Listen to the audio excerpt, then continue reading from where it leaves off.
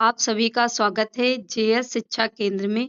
जैसा कि हम आप सभी को सुपर टेट के लिए सभी सब्जेक्ट की जो है प्रैक्टिस सेट करवा रहे हैं, जिसमें हमने हिंदी का प्रैक्टिस सेट नंबर जो है 4 तक प्रश्नों को जो है हल कर लिया है। यदि आपने उनकी प्रैक्टिस नहीं की है उन प्रश्नों की, तो आप प्लेलिस्ट में जाकर के प्रैक्टिस कर लीजिए। आज जो है हम हिंदी का जो है प्रैक्टिस सेट नंबर 5 सॉल्व करेंगे। तो चलिए बिना देर किए शुरू करते हैं प्रश्न नंबर 1। और प्रश्न नंबर 1 है, कनक कनक से 100 गुनी या मादकता अधिकाय व खाए बहुराए जग या पाए बहुराए में कौन सा अलंकार है? तो इसमें कौन सा अलंकार है? तो हमारा ऑप्शन ए सही हो जाएगा, यमक अलंकार है। चलिए हम समझ लेते हैं यमक अलंकार क्या होता है।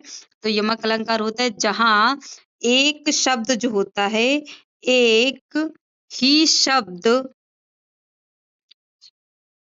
एक ही शब्द जितनी बार आए उसके उतने ही उसके उसके उतने ही अलग अलग अर्थ हो, अलग अलग अर्थ हो, वहां यमक अलंकार होता है। चलिए अगला क्वेश्चन देख लेते हैं, वहां क्या है। कह रहा है, हिंदी साहित्य के आरंभिक काल को आदिकाल किसने कहा है? तो आचार्य हजारी प्रसाद द्विवेदी जी ने जो है आदिकाल कहा है। आचार्य रामचंद्र शुक्ल जी ने इसे वीर गाथा काल, आरंभिक काल को कहा है। क्या बोला है? वीर गाथा काल बोला है। डॉक्टर रामकुमार वर्मा जी ने चरण काल कहा है। चरण काल आदिकाल को कहा है। चलिए अगला क्वेश्चन अपना देख लेते हैं, हमारा क्या है। अगला क्वेश्चन हमारा है, उर्दू कलितास किस भाषा के शब्द है? तो ये किस भाषा के शब्द हैं? ये तुर्की भाषा के शब्द हैं।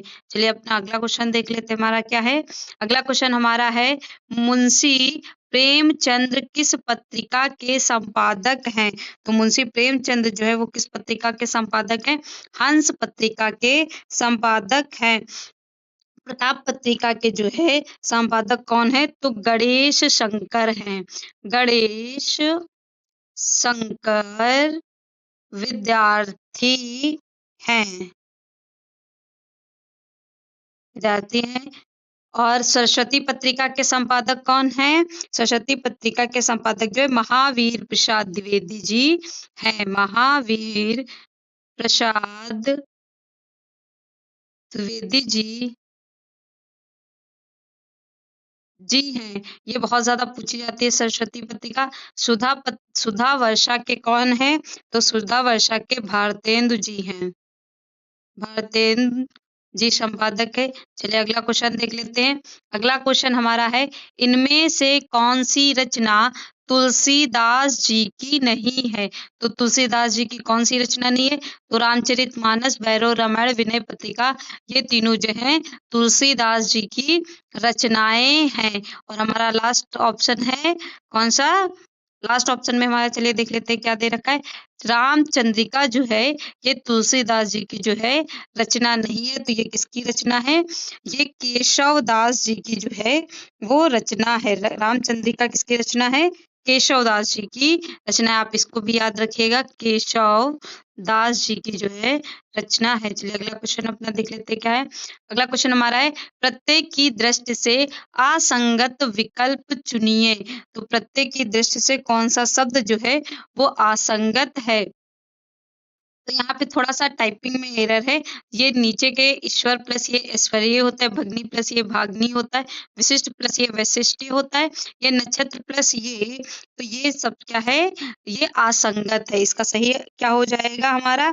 निपुण प्लस ये, यहाँ पे नक्षत्र नहीं है, ये निपुण है। यहाँ पे निपुण होगा, यहाँ पे निपुण है। यहाँ पे ये टाइपिंग एरर है, तो ये क्या हो जाएगा? इसका सही क्या हो जाएगा?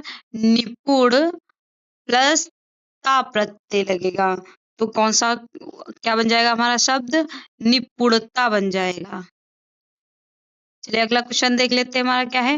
अगला शब्द है हमारा, अगला क्वेश्चन है, चांदनी का समानार्थी निम्नलिखित में से कौन सा नहीं है?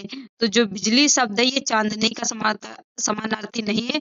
ज्योत्सना, चमक तथा रोशनी जो है ये चांदनी के समानार्थी शब्द है। चलिए अगला क्वेश्चन देख लेते हैं हमारा क्या है।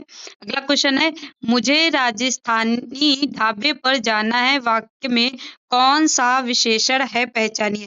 तो इसमें कौन सा विशेषण है? व्यक्तिवाचक विशेषण है। व्यक्तिवाचक विशेषण क्या होता है? जो व्यक्तिवाचक संज्ञा से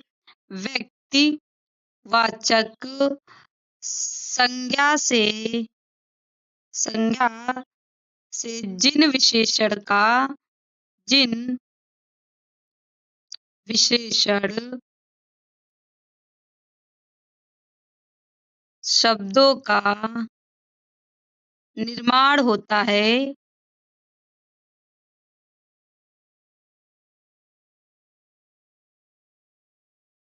उसे व्यक्तिवाचक विशेषण कहते हैं। चलिए अगला क्वेश्चन देख लेते हैं। निम्नलिखित में से का रीतिबद्ध कवि नहीं है। तो रीतिबद्ध कवि कौन नहीं है?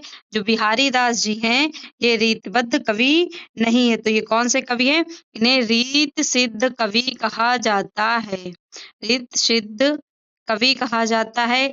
बिहारी जी की जो रचना है तो बिहारी सतसाई है। बिहारी जी की रचना क्या है? बिहारी सतसाई है, जिसमें 713 दोहे हैं।